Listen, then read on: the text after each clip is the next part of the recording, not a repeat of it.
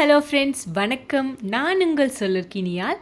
இன்றைக்கி இந்த வீடியோ பதிவில் கோழி மிளகு குழம்பு எப்படி செய்கிறதுன்னு பார்க்கலாம் வாங்க.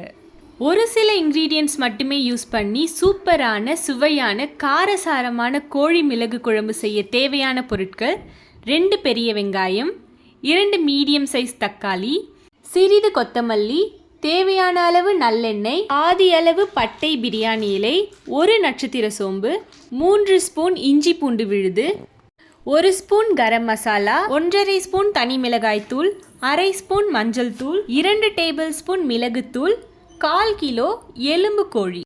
மண் சட்டி கோழி குழம்போட ருசியே தனிதான். மண் சட்டியை சூடு பண்ணிவிட்டு அதில் தேவையான அளவு நல்லெண்ணெய் ஊற்றிக்கோங்க. அதில் பட்டை, ஸ்டார் ஆனிஸ், பிரியாணி இலை சேர்த்துக்கோங்க. 1 நிமிடத்துக்கு அப்புறமா நம்ம கட் பண்ணி வச்சுருக்க வெங்காயத்தை அதில் ஆட் பண்ணிக்கோங்க. நம்ம தொக்கு மாதிரி செய்ய போகிறதுனால வெங்காயம் தக்காளி அதிகமாக இருந்தால் தான் தொக்கோட குவான்டிட்டி நம்மளுக்கு கொஞ்சம் அதிகமாக கிடைக்கும். நீங்கள் செய்கிற கோழி குழம்பு உங்களுக்கு சாட்டிஸ்ஃபைடாகவே இல்லையா, அது தக்காளி சட்னி மாதிரி இருக்குன்னு ஃபீல் பண்ணுறீங்களா? இதில் நான் சொல்கிற சில டிப்ஸை ஃபாலோ பண்ணுங்கள். நெக்ஸ்ட் டைம் கோழி குழம்பு சூப்பராக வரும்.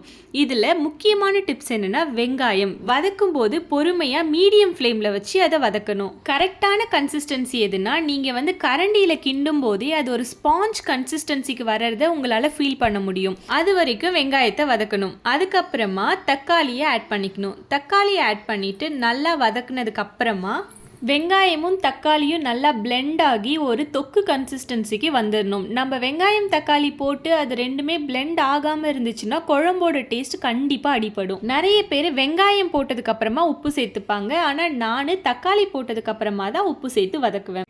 இது நல்லா வதங்கினதுக்கு அப்புறமா இஞ்சி பூண்டு விழுத சேர்த்துக்கலாம். சுவையான கோழி குழம்புக்கு முக்கியமான டிப்ஸில் இதுவும் ஒன்று. நம்மளில் நிறைய பேர் இஞ்சி பூண்டு பேஸ்ட்டை கடையில் ரெடிமேடாக வாங்கி யூஸ் பண்ணுவோம். ஆனால் அதில் ப்ரிசர்வேட்டிவ்ஸும் ரொம்ப அதிகம், குழம்போட டேஸ்ட்டையும் கெடுத்துடும். அதனால் முடிஞ்ச அளவுக்கு வீட்டிலையே ஃப்ரெஷ்ஷாக ரெடி பண்ணி யூஸ் பண்ணுங்கள்.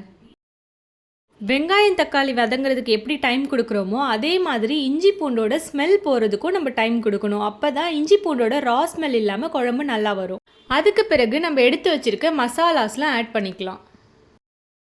இது கூடவே வீட்டிலையே வறுத்து அரைச்ச கோழி குழம்பு மசாலாவையும் ஆட் பண்ணிக்கலாம். இதோட ப்ரிப்ரேஷன் வீடியோ வேணும்னா கமெண்ட் பண்ணுங்கள், நான் உங்களுக்கு வீடியோவாக மேக் பண்ணி போஸ்ட் பண்ணுறேன். நம்ம ஆட் பண்ணியிருக்க மசாலாஸோட ரா ஸ்மெல்லாம் போனதுக்கப்புறமா எண்ணெய் தனியாக பிரிஞ்சு வரும். அந்த ஸ்டேஜில் நம்ம கோழியை ஆட் பண்ணிக்கலாம்.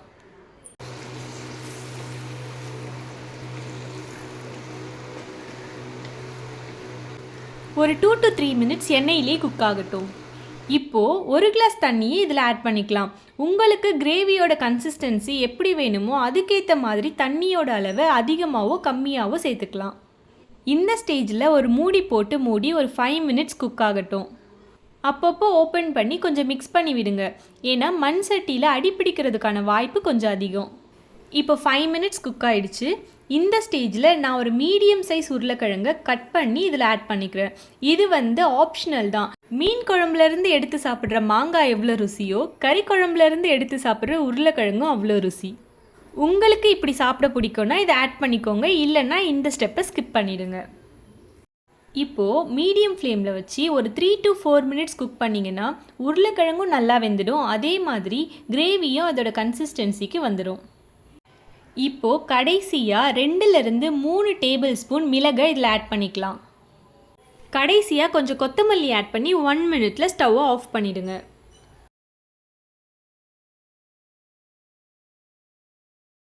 அச்சடா, பார்க்கும்போதே சாப்பிடணும்னு ஆசையாக இருக்குல்ல? நீங்களும் இதை வீட்டில் ட்ரை பண்ணி பார்த்துட்டு எப்படி இருக்குன்னு கமெண்ட் பண்ணி சொல்லுங்கள். இது மாதிரி வேறு என்ன ரெசிபி வேணும்னு கமெண்ட்டில் சொல்லுங்கள், நான் உங்களுக்காக போஸ்ட் பண்ணுறேன். இந்த வீடியோ உங்களுக்கு பிடிச்சிருந்தா please like, share and subscribe to my channel. அது வரைக்கும் உங்களிடமிருந்து விடைபெறுவது உங்கள் சொல்லிருக்கினியால். சுவையான உணவோடு மகிழ்ச்சியும் உங்கள் வாழ்வில் மலரட்டும். பாய், டேக் கேர்.